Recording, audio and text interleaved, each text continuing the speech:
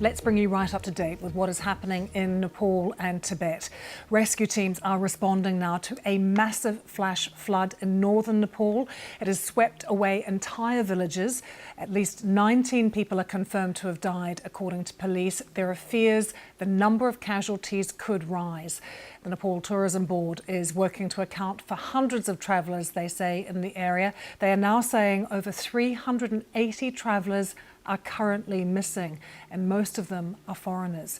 These pictures are from northern Nepal, where several people have been confirmed dead. Chinese state media we've been hearing from as well. They are reporting major casualties in Tibet too, and Nepal's foreign minister says preliminary information suggests an earthquake may have triggered an avalanche, then a subsequent flash flood, although this has not yet been verified. Well, let's bring you up to date. We can take you straight to our South Asia correspondent, Azadeh Mashiri, who joins us now from Delhi. Azadeh, firstly, what are you hearing both from the Nepalese authorities and also from the Chinese in Tibet? We've been focusing on discussions with the Nepalese authorities, and they're saying that it's a race to save lives right now before night falls. And so helicopters have been deployed, including military helicopters. This is a remote area, hard to reach. It's in Rasua, which is north of Kathmandu, the capital of Nepal, and near the border with Tibet, as you mentioned. And so the true scale of the disaster, of the casualties, that's something we may not fully know until tomorrow or in the next few days, given how hard it is to reach there. Police have said they're struggling to reach dozens of their own officers, their team, and sadly, Nepal in this region is no stranger to deadly floods like these. Last year, a glacier burst on the Chinese side and 18 people died then. But in this case, officials fear that the casualties could be higher. And of course, there is that warning from Nepal's tourism board of hundreds of travelers that are currently unaccounted for, including more than 100 people from India and 12 from the United Kingdom. And Azadeh, is it thought, or do we understand that it was an earthquake that then triggered this avalanche? That's what they believe. They're still investigating this, so they have kept qualifying that. Initially, they thought that perhaps it was excessive snow melting into the Botekosi River, which flows from Tibet into Nepal. But now there has been this statement in Parliament that they believe an early morning earthquake triggered an avalanche, which in turn may have caused this flash flood. But they're still investigating the cause. And of course, the focus right now is obviously on search and rescue operations. And how well equipped are the Nepalese, Azadeh, to deal with a disaster of this kind of scale? I mean, you mentioned it's getting dark and it's a bit of a race in terms of the time, but what about setting up even makeshift hospitals or dealing with people who may have been injured? Well, districts downstreams have been put on high alert because the situation is still changing and evolving.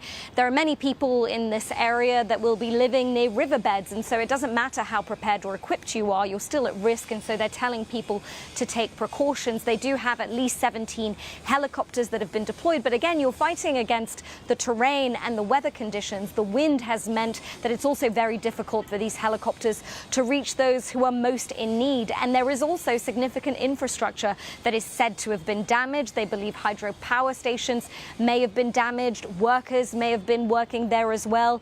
There are a lot of trucks traveling goods that pass through the area that have drivers. Those are people who are unaccounted for. And so again, the scale of this is unknown right now, and we may know more in the coming hours or even days. Azadeh, thank you so much. Azadeh Mashiri joining us there, our South Asia correspondent.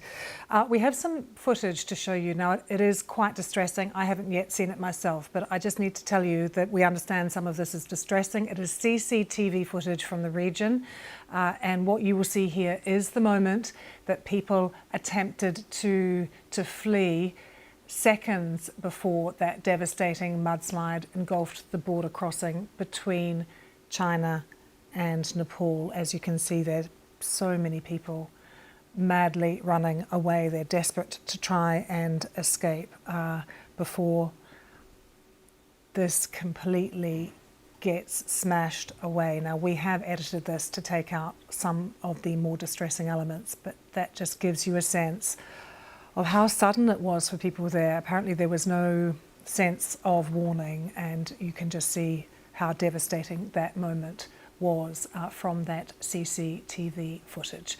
Let's take you live to Nepal, to Kathmandu, to the capital, to the BBC's Phanindra Dahal, who is there. That is pretty distressing, that footage that we've just seen. What sort of stories are starting to emerge from this area, Phanindra? Details are yet to emerge of the scale of damage, but officials are anticipating this as one of the worst disasters since the 2015 earthquake. Several districts along the downstream from the Nepal-Tibet border have been impacted, and settlements just close to the Botekoshi riverbed, they have been washed away.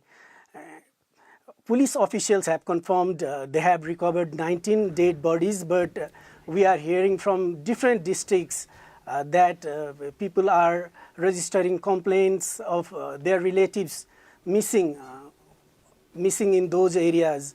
And critical infrastructures like hydropower stations have been washed away.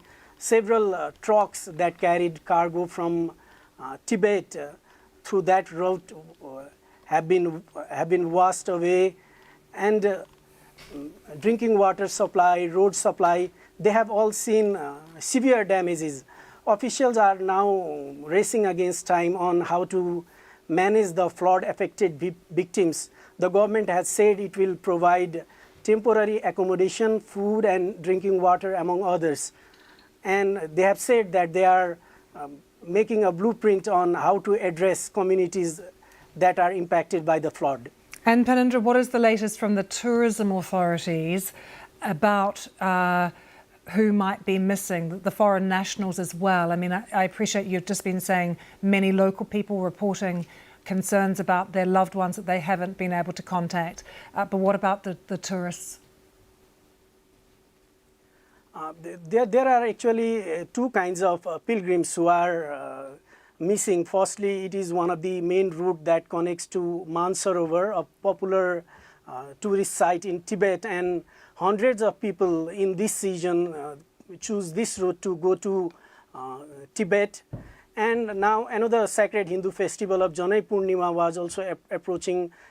This falls this week on Friday, and many local pilgrims also were traveling to Gosaikunda, one of the popular destinations. And it is also expected that some of the Indians or other Nepali nationals who were along those in the routes as religious pilgrims are among those missing. Officials have so far not been able to categorically tell about the status of rescue operations regarding those personnel. So just tell us what we do know about the rescue operation at the moment and what the government is able to do, given the terrain is so difficult there as well, the damage that's been done to the infrastructure. And as Azadeh was just telling us, the weather's not good either.